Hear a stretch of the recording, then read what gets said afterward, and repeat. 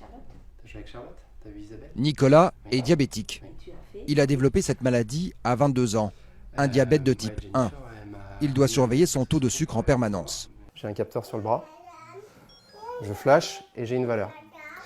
Donc là, la valeur, elle est un peu haute. 173, je devrais plutôt me situer vers 100. Le seul moyen de gérer son taux de sucre, c'est l'insuline.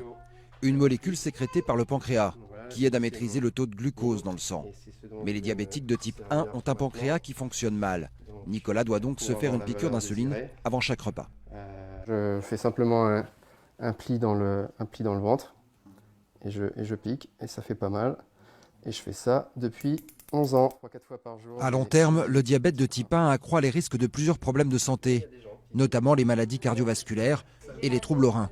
Le diabète, c'est se dire que ça fait partie de soi, que a priori, en tout cas dans mon cas, le type 1, le pancréas va pas se remettre comme ça par magie à refabriquer de l'insuline. Donc je pense que pour les nouveaux diabétiques ou pour ceux qui s'ignorent et qui veulent pas savoir, c'est important de l'accepter, c'est important de se soigner, c'est important de se suivre.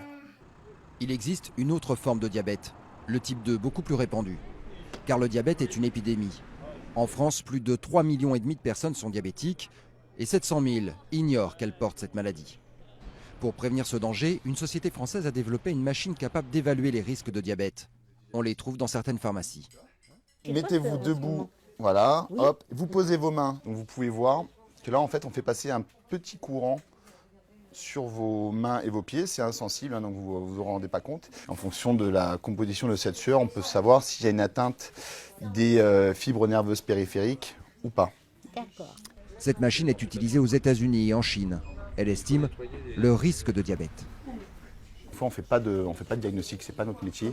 On fait juste de la sensibilisation, du dépistage. Et s'il y a un risque de développer la maladie diabétique, on envoie immédiatement chez le professionnel de santé spécialisé, donc le médecin.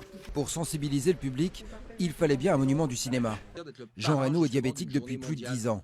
Il est le parrain de l'espace diabète pour la journée mondiale de cette maladie. Je voudrais que les gens le sachent, quoi. Que les gens se réveillent. Il y a beaucoup de diabétiques dans le monde. Il y en a 33 millions aux États-Unis.